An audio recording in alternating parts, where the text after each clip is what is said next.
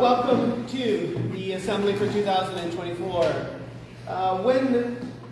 When I was a seminarian, one of the books that inspired me in my seminary journey was written by Cardinal Martini of Milan. And he used to do these books that were retreats. And at the very beginning, he always had the same format. He said, stop. Remember, there are 3 agents present in this retreat. And I'm going to go backwards. The third one was the Holy Spirit. And he would say, listen, you're coming on this retreat, but you have no idea where the Holy Spirit is going to show up. So be ready for that. The second agent was the presenter. So the retreat master. The retreat master had something, and you had no control over what he said. You had to listen. And he would say something that would impress you, that you needed to know. And the first agent was you. Cardinal Martini said, don't ever come to a retreat saying, I have nothing. So I'm going to ask you, as we start this assembly, I'm going to ask you if you could ask one question that you want answered, what would it be? There's one question. You're at this assembly, you know what the theme is, you know where we are. What question would you ask? I'm asking you to do this because I want you to be invested. I don't want you to come here without knowing that your gift to this assembly is needed and it will be appreciated. So I want you, please take a moment. And am I allowed to ask, 2 people have to ask a question that they want answered. So 2 of you have to tell the rest of us what that question is.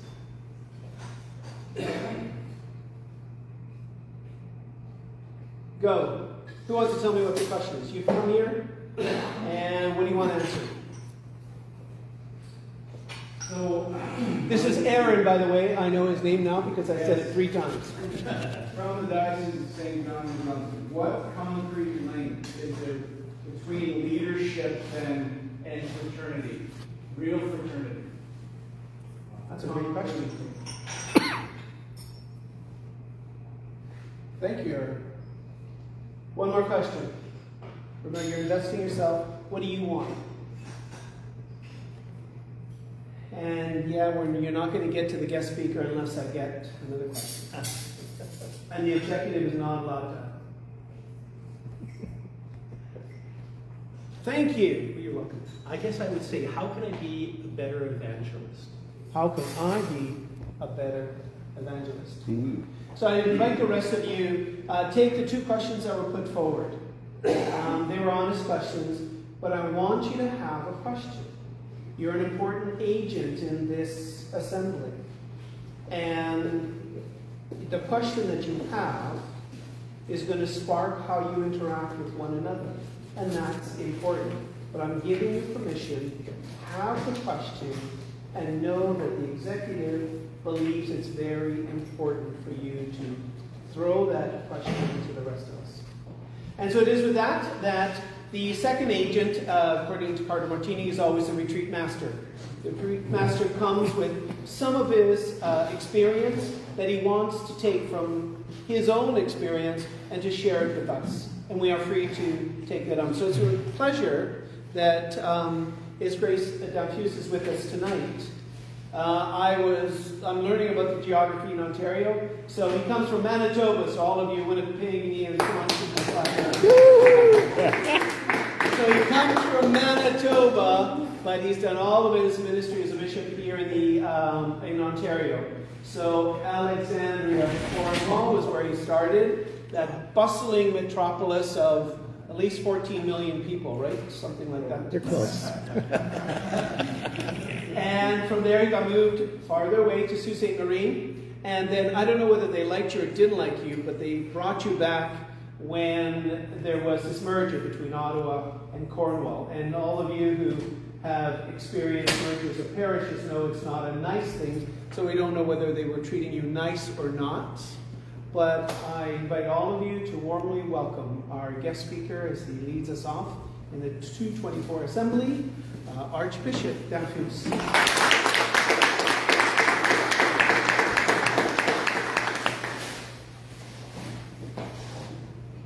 So it works. Can I bring this closer? You guys are so far. We're Catholics. You're very good Catholics. In the back row.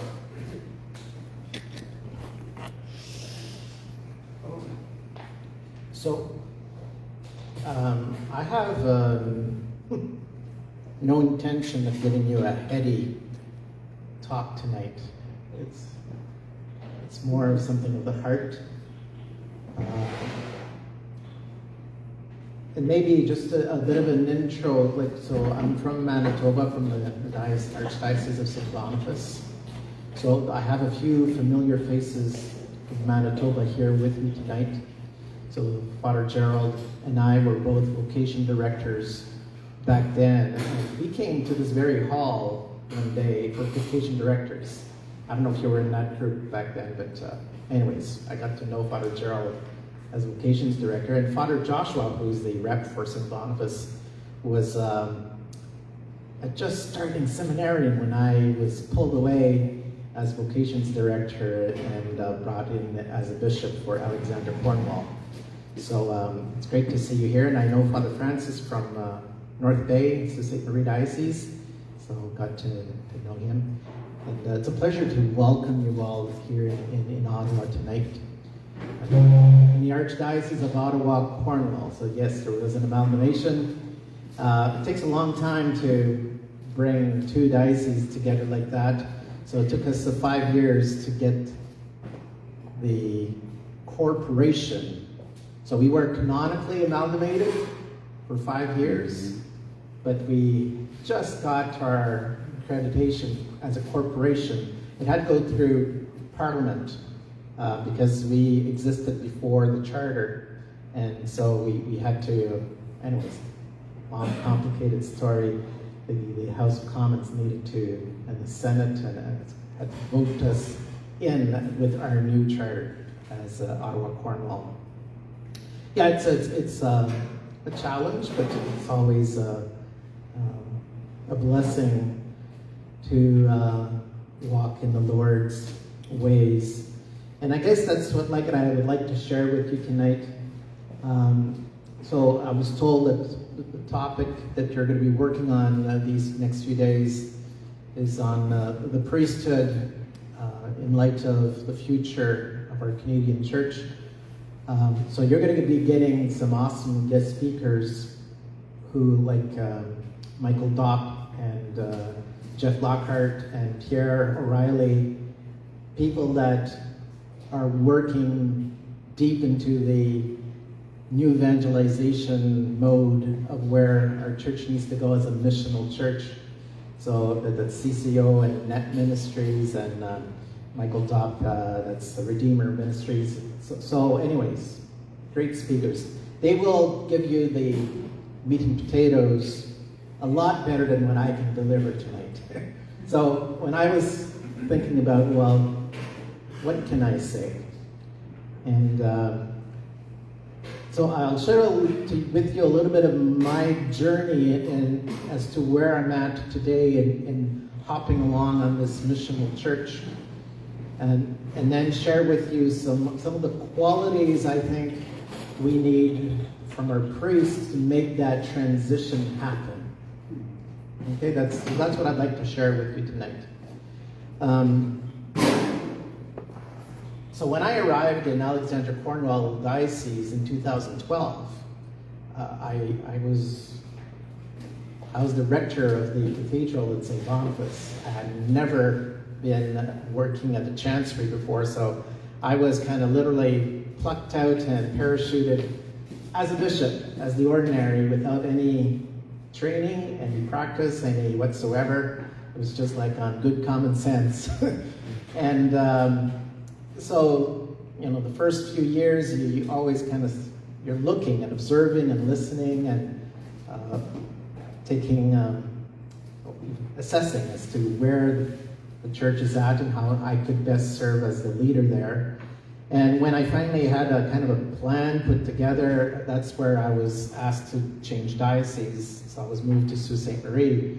So that was after 3 years. And again, after doing all the same thing in Sault Ste. Marie, which was a much bigger diocese. So in Alexandria, Cornwall, I could go anywhere in 45 minutes. 27 parishes. In Sault Ste. Marie, you could put all of Italy in Sault Ste. Marie. Literally. 10 hours drive from one end to the next. It was like having 3 dioceses. And so after 4 years, I finally kind of got a plan together, and that's where I was asked again to move. So now I've done 4 years in Ottawa, Cornwall, and I'm waiting for this famous phone call from the nuncio. It says, oh, where's the next move going to be? Because I finally got a plan, something what we can do. But this plan it's all about becoming a missional church rather than a church where most of our training has been for a church where the people come to you. You serve well the people that come to you. You've been trained for that kind of ministry. But I was always trying to grasp, so what does it mean to be a missional church? And how do we do that? Because being a missional church for me it's a little bit in how I've kind of changed a question around where people are always asking me, Bishop, like, what can we do to bring our youth back to church? Like, how can we get more people in our pews? So my response is that you got the wrong question. And they're kind of all looking at me, what do you mean it's the wrong question? It says the question should be, how do we bring Christ to the world? It's a very, very different way of approaching our church life. But I think it's essential that we do that well. And if we do that well, if we learn how to bring Christ to the world, then our pews will be full. The people will come because it will mean something to them. Because right now we're trying to force people in. We're sacramentalizing people without evangelizing them. And then they don't stick around. It's like they're not connected. They don't know why they're there. And so there's something wrong with the way our church is going right now. And it has to become a lot more missional, where we intentionally bring the person of Jesus Christ to the people. And I say the person of Jesus Christ in contrast to talking in theory about Christ. It's not people don't want to, some people want the truth, so they will ask all these questions, but it's not so much of a concept or an ideology that we're called to proclaim, but it's the person of Jesus Christ.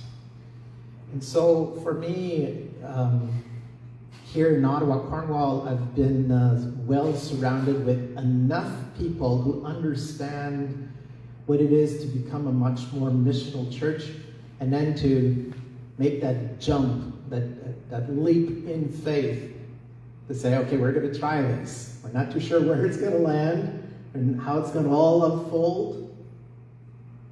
But all I know is that we cannot keep status quo. This is going to be a dying church. We're going to be doing palliative care.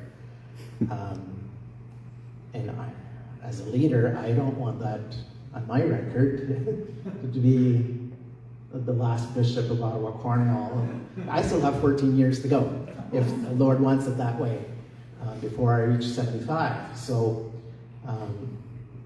I think we need to do something that is very important, but it has to be Spirit-led. This has to come from the Spirit. It cannot be just a great human thinking and planning. It really has to come from the Spirit. But it's where the Spirit right now is guiding us, and the image that was given to our core group that has been doing this strategic planning for our vision is all about catching the wave. You've seen surfers before.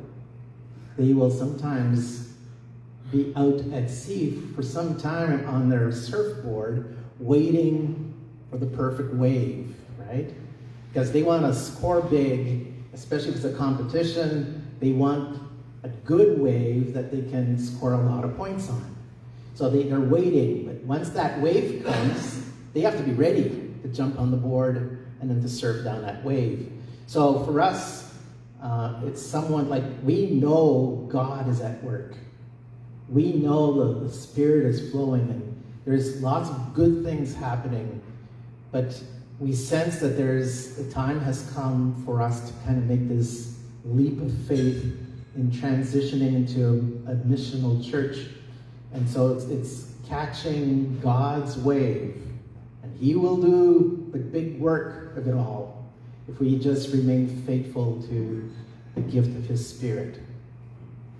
So that's a little bit of the intro as to what I'd like to share. And so the big challenge for me right now is, how do I get all of my priests to jump on board along with me? Because most of my priests have not been trained to be missionaries, to do outreach. And it's a very different approach to doing ministry than to welcome people at your church. You still need to do that. I like Mass, the Holy Eucharist is still the summit, of our Christian life. So we're not going to do away with Holy Eucharist. But the Holy Eucharist will become so much more meaningful if we have people who have encountered Christ and who know that their lives depend on Christ and their salvation depends on Christ. Then we'll have something to celebrate. The people will be hungry for the Word of God. They'll be hungry for the body and blood of Christ. They'll understand why they're there. But so how do we communicate that? So I'd like to, so the guys tomorrow will give you the meat and potatoes of all that. What I'd like to share with you tonight is 3 things that I see that is needed in any priest to make that leap of faith and to become part of this missionary church. The first one is it's simply our call to holiness. Like you may say, well, this is nothing new. I'm not going to tell you anything new tonight. I'm just going to share with you how things are for me. This call to holiness. I'm always struck by how God spoke to the people of Israel. Like this puny, tiny little country, out of nowhere, it's like out of all the nations that He had chosen. Like, why Israel? Why this nomad people, like, you're stuck in Egypt as slaves? And yet, through Moses, there's a great calling. God will say, I want you to be my people. I want you to be a holy nation, a people set apart. And you, through your witnessing, by the way you're going to live your lives according to my commandments, will show to the world that there is the one and only God in whom we can trust and in whom we should love and serve. And so that's the beginning of the story of salvation as we know it, and how it materialized in God fulfilling His promise in sending His Son Jesus and helping us become this holy nation. That has never changed, especially for us Christians. The Jews can still claim this to be part of their mandate, but we are part of that same family. And as Christian, more so, because we have Christ not only as a model, but as the one in whom we are baptized. We live our lives in Christ. And so this is where, as priests, this call to holiness, to this royal priesthood, I think is most essential. And paying attention to your personal holiness. What do we do to make sure that we live a life that is worthy of God?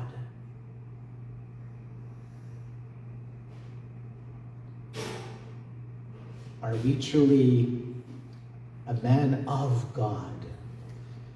We're sent into the world. This is, as diocesan priests anyways, we are sent to live with the people, to live in the world. But what we have to offer is not of the world, it has to be of God.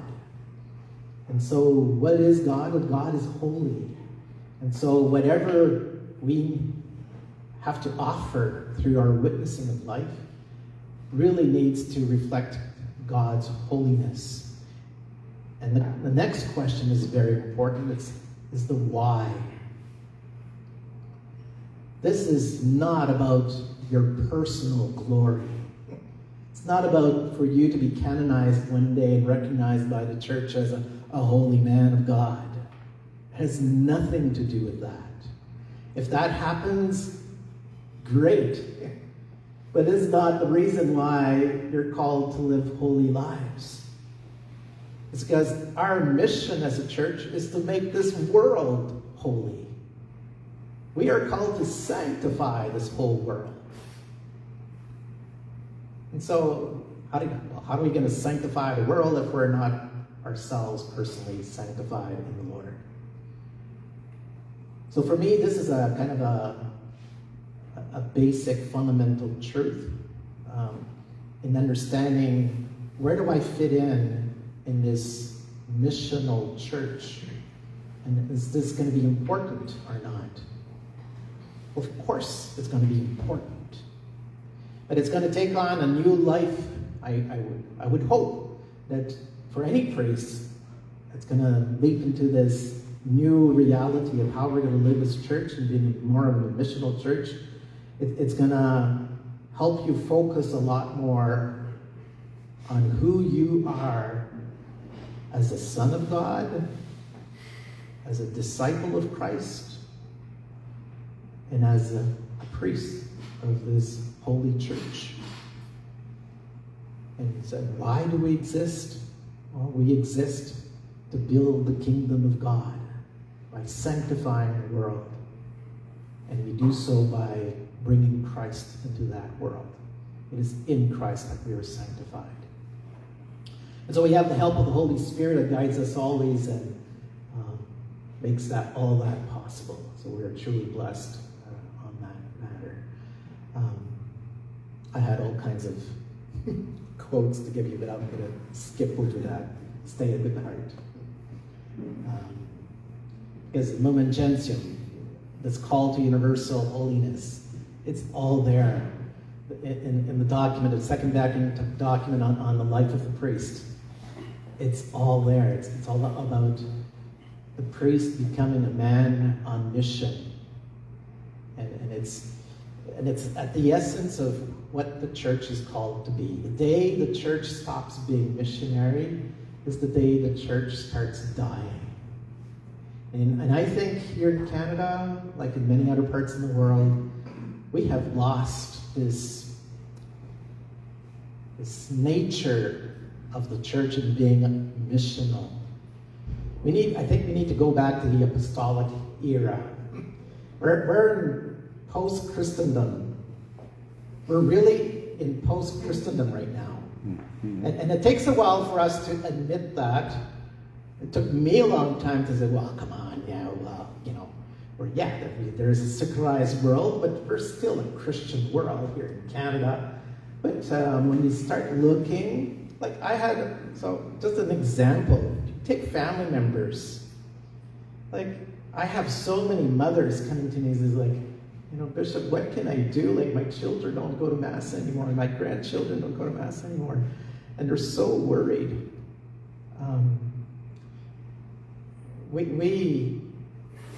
I have a cousin, his son, that I baptized. So he's, 23 today? We were at the cottage just having a beer, and he says, Marcel, can you tell me something? He knows that I'm a bishop. He says, what happens at Mass? Like, I've never been to Mass before. He's from Quebec. His parents never brought him to Mass. He has no clue what Mass is all about. He's heard of Jesus, but certainly has not experienced Jesus like he should have. But this is a lot of where our world is at today. And so it's not so much the world is bad and gone, like, they just don't know. They have not been exposed. They have not been evangelized. There's great potential out there. And I would say that this younger generation, they are hungry for the truth, for what is spiritual. They will connect. Like, why did somebody not tell me this before? This is awesome. This is the reaction that you're going to get. Anyways, I think there's going to be a lot of life coming out from the effort of going to becoming a lot more of a missional church. So this call to holiness. Personal holiness. Why? So that you can, with everyone else, sanctify the world. It's very missional. The second thing I'd like to talk about is the virtues of humility and openness.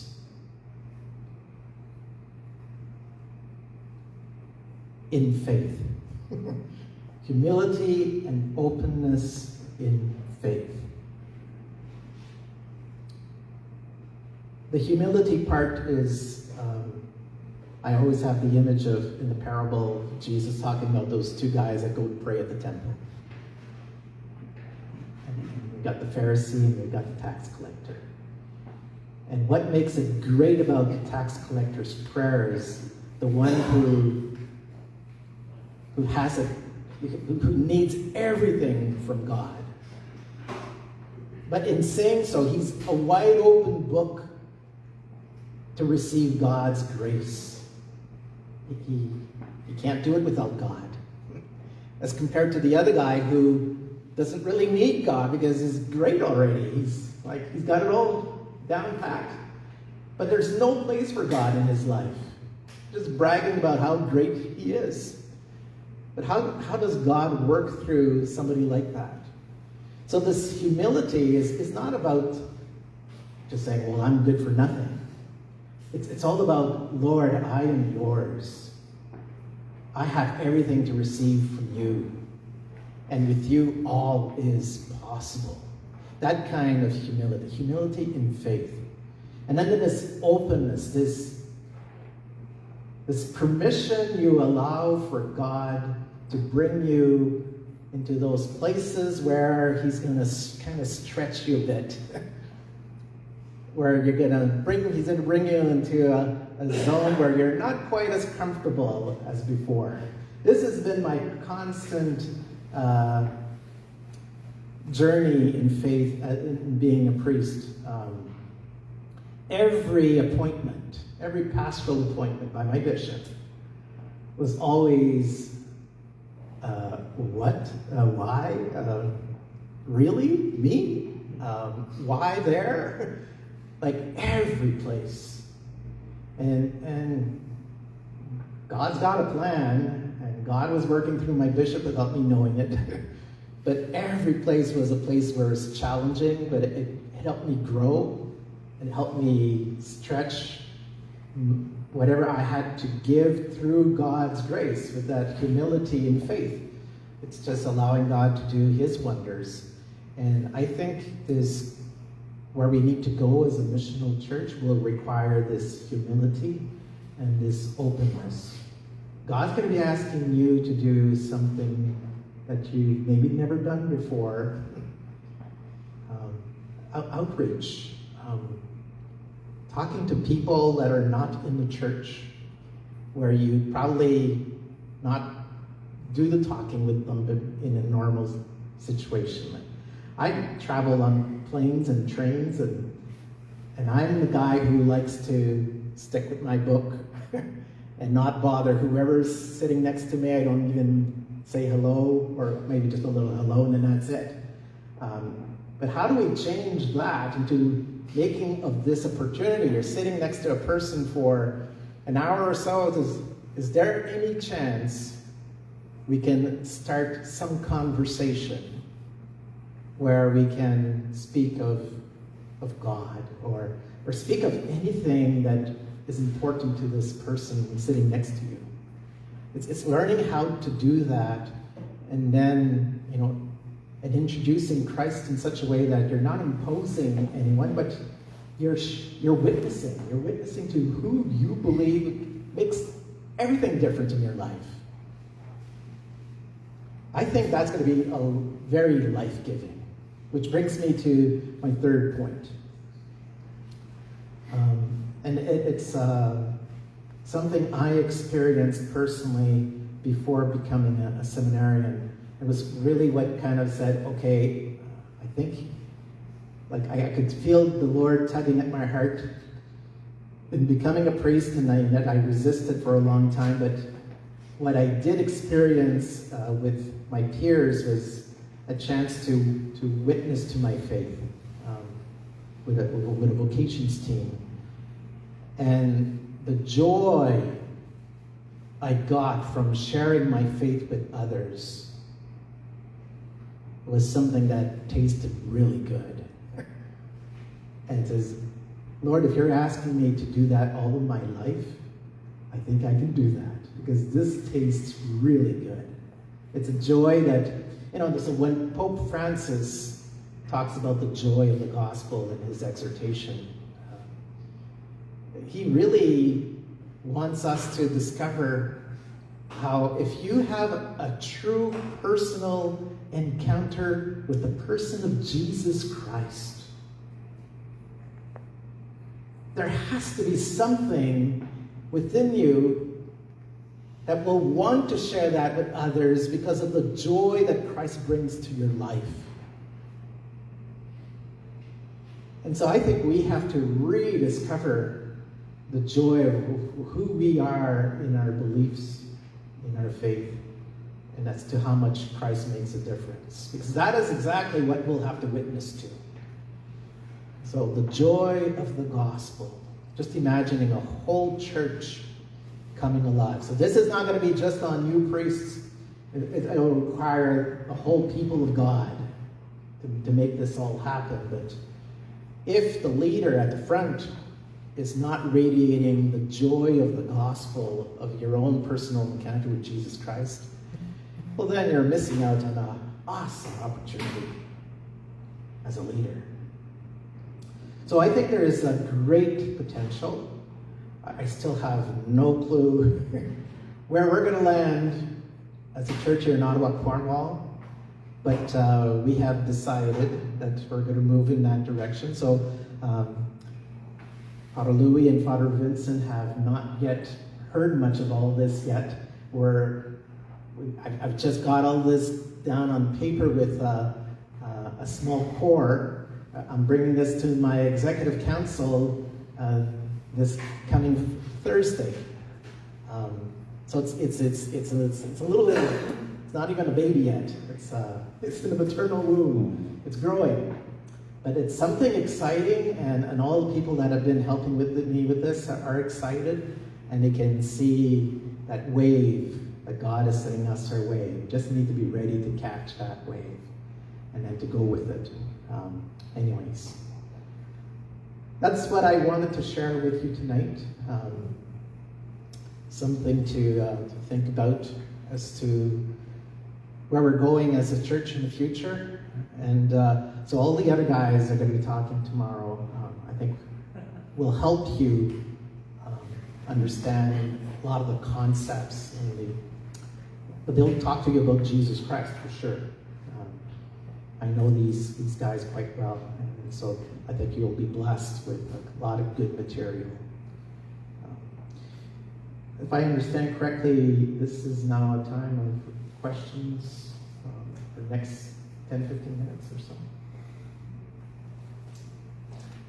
You may share a thought or a question if you have the bishop, the Archbishop. Thanks for your talk, Your Grace. In my own mind, I always wonder whether the church has put too much emphasis on holiness and not enough emphasis on what they used to say, which is the salvation of souls. Because in my mind, salvation of souls means getting someone to heaven. And holiness means like almost the cherry on top, personal sanctity, closeness with God. But if as a church we have the goal of holiness and not the salvation of souls, it's going to look very different. I mean, depending on what your goal is, right? And we seem to move away from the salvation of souls, which almost has an immediacy and an urgency to it. Holiness almost seems like indulgent a little. And I wonder whether that's affecting this lack of transition we're making, because we're not going for the most important thing, which is basically getting people to heaven. And people can't really relate to, they don't imagine themselves being holy. A lot of priests, I'm never going to be canonized. I'm a good priest, but I don't know if I can go that far. So I just wonder if we pare it down and focus on what, as you say, the Apostolic Church or St. Francis de Sales or St. Francis Xavier. I mean, they were going out. They were very missional. But I don't know if they want to make people holy. They just want to get them to heaven. I think that just makes it look very different. So maybe you can talk about that. It might be off base there. I always wonder that in my own head. Thank you for bringing that up. This is very important. I think we've lost a lot on our theology of salvation, and this needs to be worked at a lot more in our church today. You're right on. But I certainly don't see something in opposition or in competition between becoming holy and bringing people to God, to heaven. Because I did say that if we're working on holiness, it's all about the mission. And the mission of making this world holy, well, it's another way of saying, well, bringing them to heaven. That's my language. I think we're saying both the same thing, but there's certainly some nuances, and I think there's a lot of worth in working on the whole idea of salvation. Tonight I shared with you only 3 things. I could have shared with you a lot more things, but I thought the whole idea of holiness spoke to my heart, and it has a place in our calling and understanding our place within the mission. But I don't disagree with what you're saying. So I just wonder if purgatory is the place that makes everyone holy, which it does. Maybe we should just be aiming to get people so that they can get to purgatory. Right now we're losing a lot. So this is where I think Jesus really wants us to live holy lives right here, right now. Ideally, I think. No, not just ideally. He wants us to work at becoming holy right here, right now. He wants this place to become the kingdom of God. He's not just waiting to say, oh, all will be nice and glory, in heaven. It will be, the beatific vision in heaven will be great, but he says, let's make this. Why did he come to the whole mystery of incarnation? This is to make this place holy. To make our world holy. Why would God create a world and not want it to be holy? I think God really wants this place to be holy. This is why he sent his son Jesus.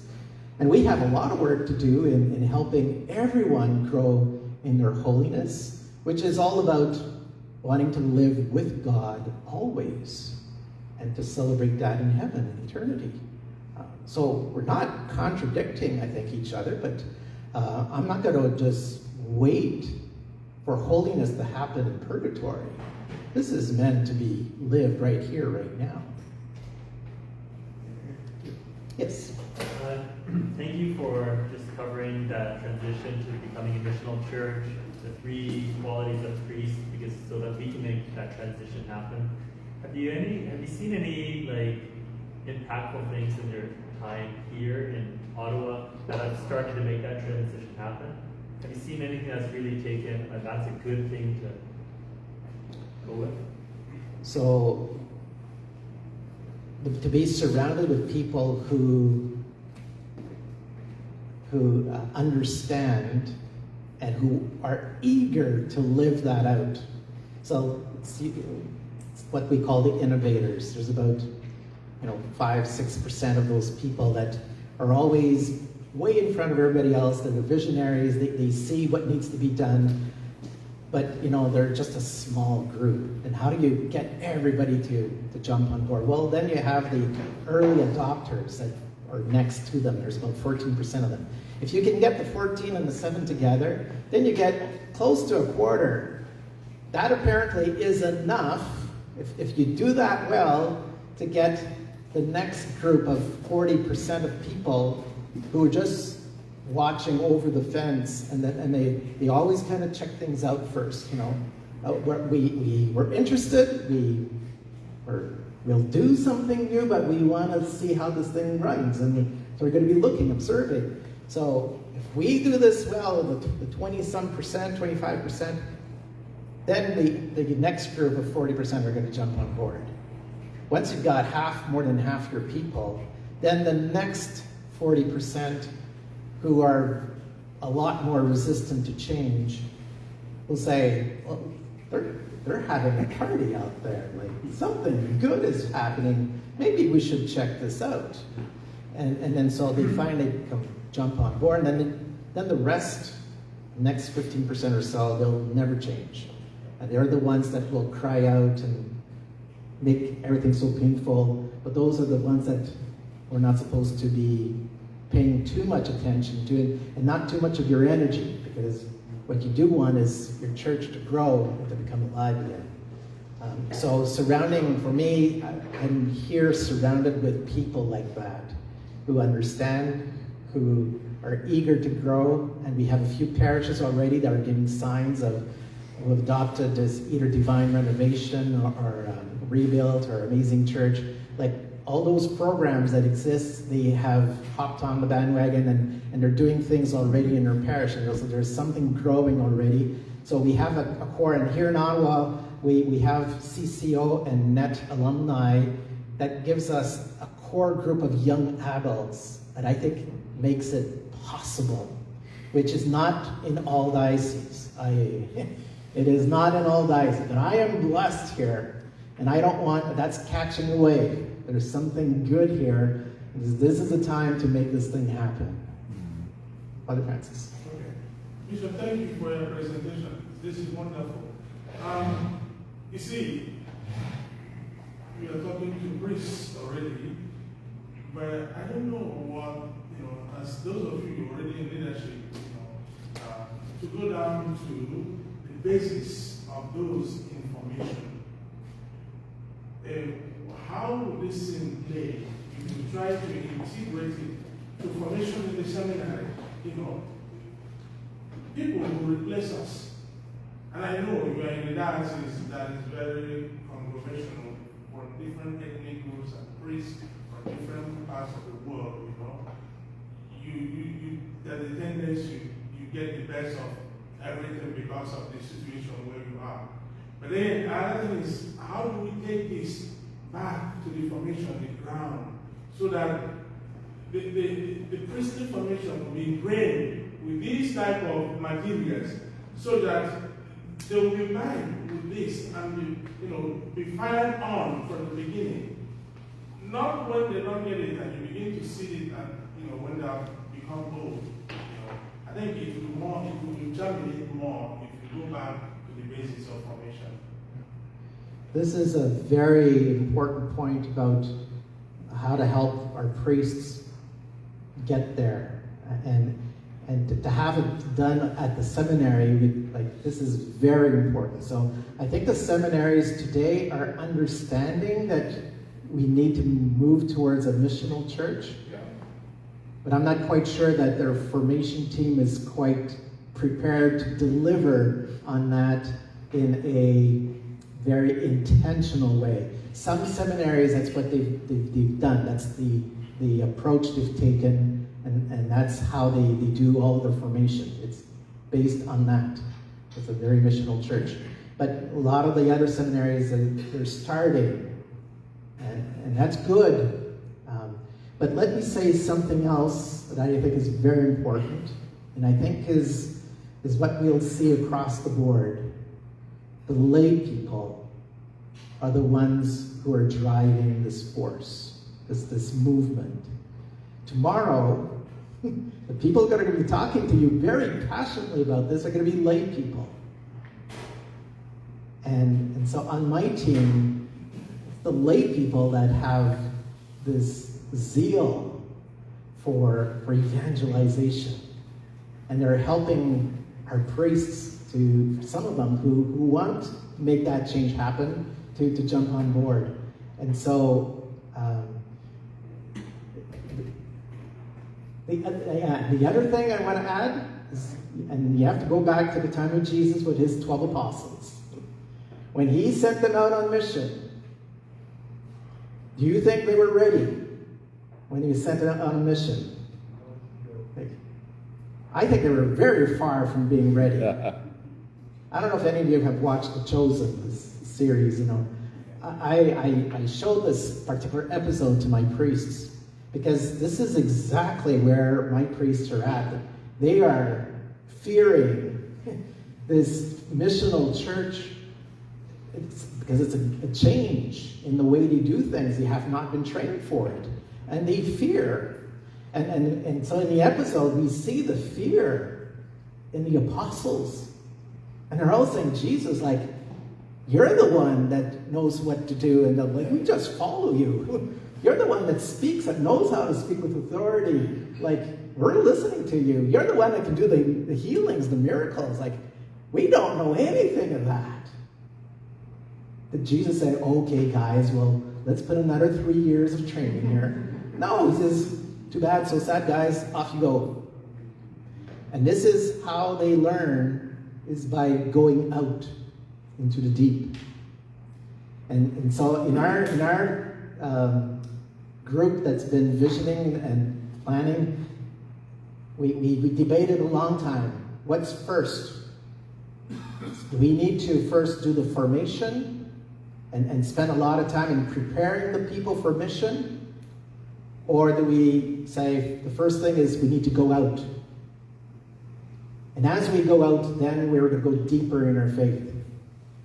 And we realize we need to be faithful to the gospel. We need to go out first. It's maybe somewhat contradictory to the way we were trained. We need to know everything before we take on a responsibility. That's how I was trained. And so I'm scared about sending people out.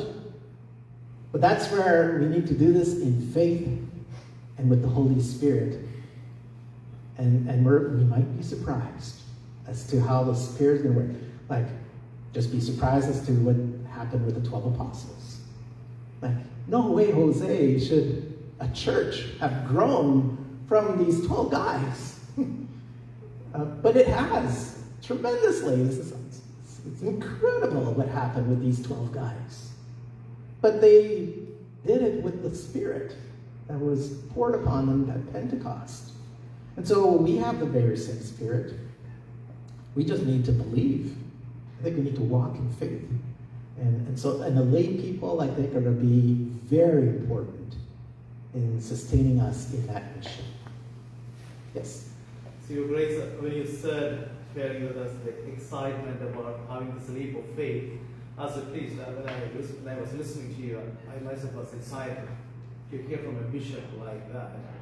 And as you mentioned, it takes a lot of courage and to have the leap of faith, to change from what we've been doing for over the centuries.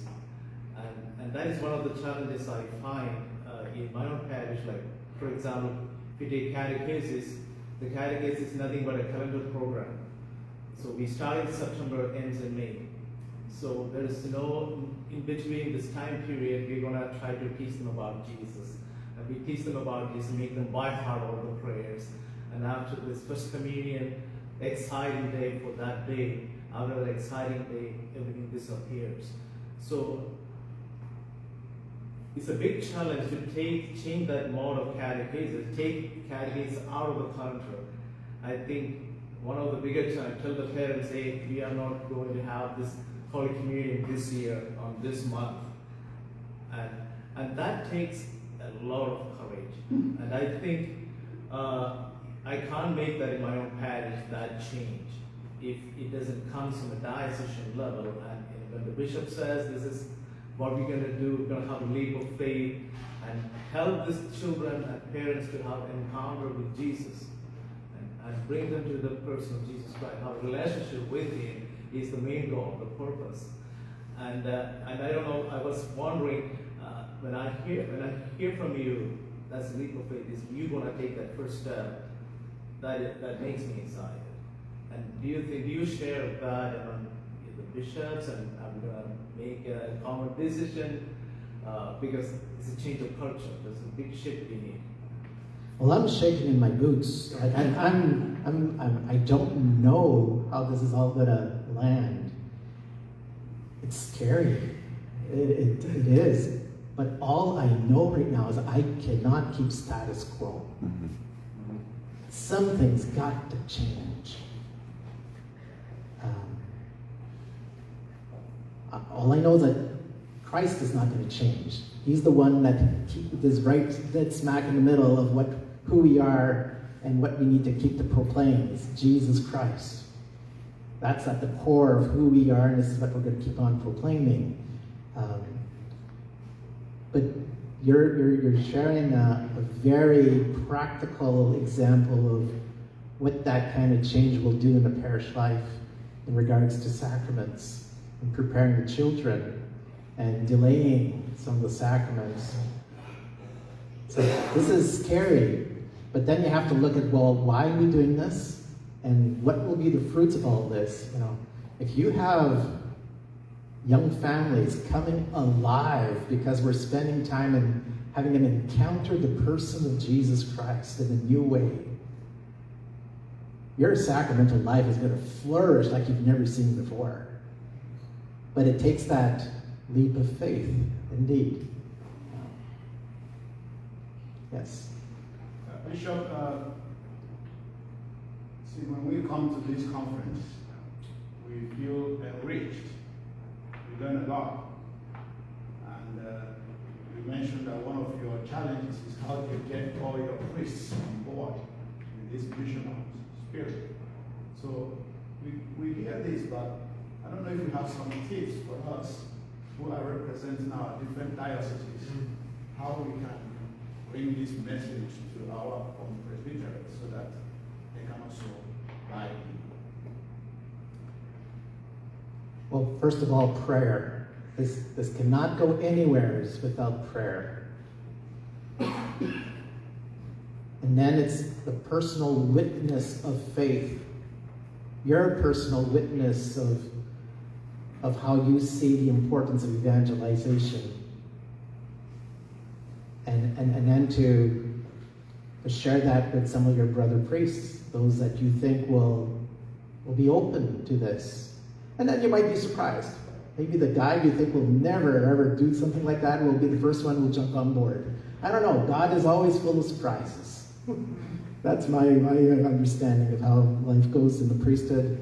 God is always full of surprises.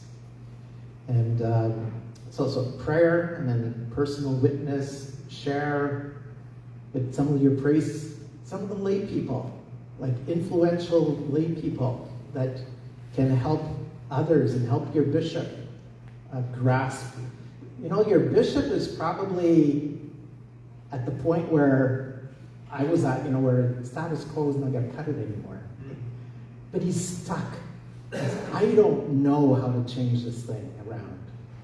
I don't know what it takes make that leap of faith, and because I have no clue how to do it and where we're going to land, and I'm responsible for all this, and I don't want to make a big mess and make this thing worse than what it is right now. So that's kind of what's going on in the head of your bishop. So your bishop needs support. He needs people who have that zeal, that passion, that faith, and it's going to require more than one or two.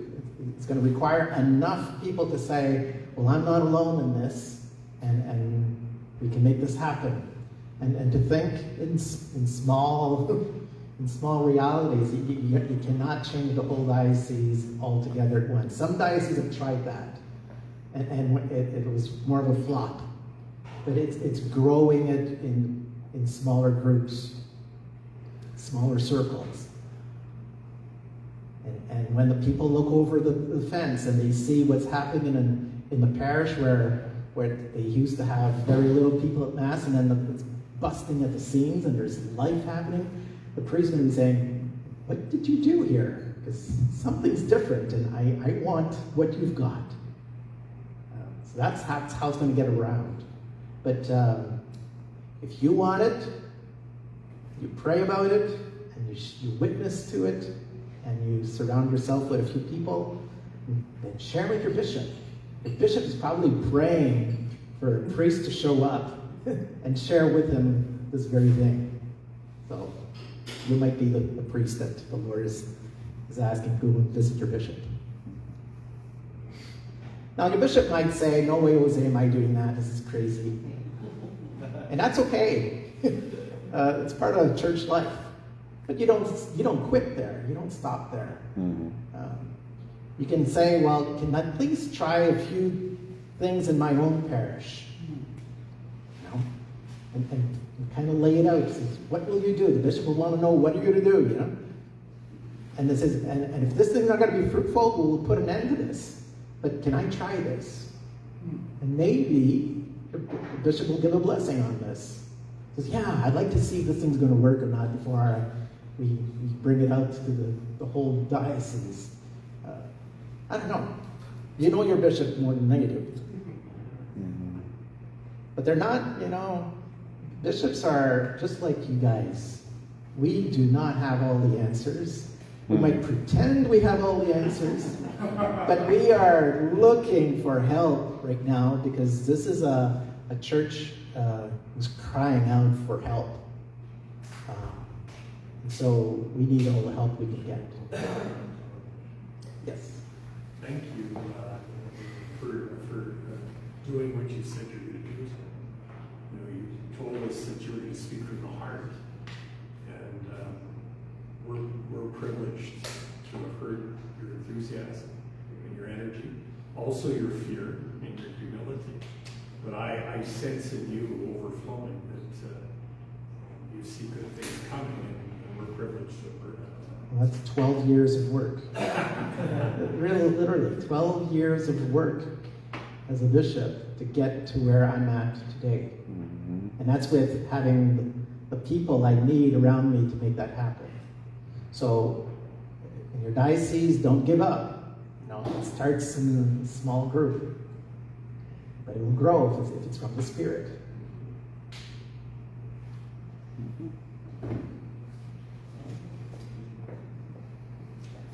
Before we express our thanks to you, Your Grace, I'm going to say thank you to Justin for starting us off, and it was ending up with the 3 questions over here by Jim and Toku and all the rest of you. We all come with our lenses, and that's why I said at the beginning, have your point of view. So Justin, thank you for bringing here, Justin or Justice? Justin. Thank you for coming here with the point of view that, where is the salvation of souls? Look at that. I encourage all of you to have it, and it'll spark our conversation. And now, Jerry said thank you, so I'm just going to say thank you.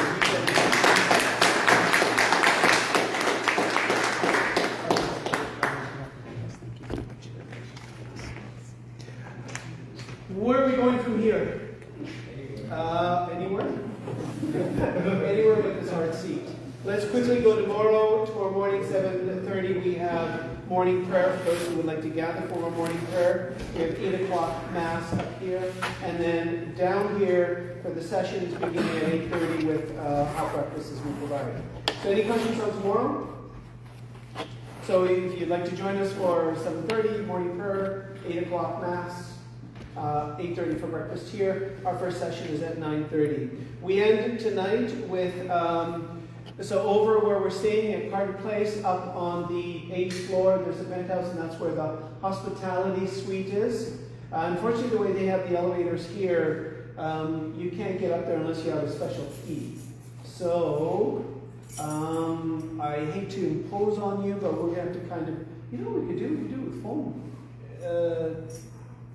How are you going to get a hold of, so write down this phone number. If you want to come up to the hospitality room, my phone number, 250, what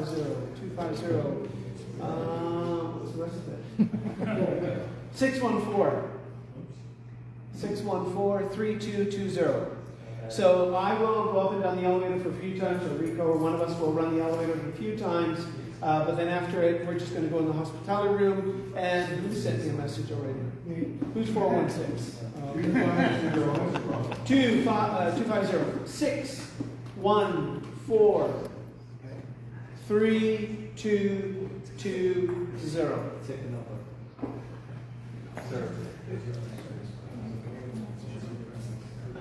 So tonight, that's what we will be doing. Again, thank you. Thank you to the Archbishop. And Rico, you have some instructions for us. So, friends, just some logistical things as far as how we spend our week. So, in your packages that we've created, laptop days, you're welcome.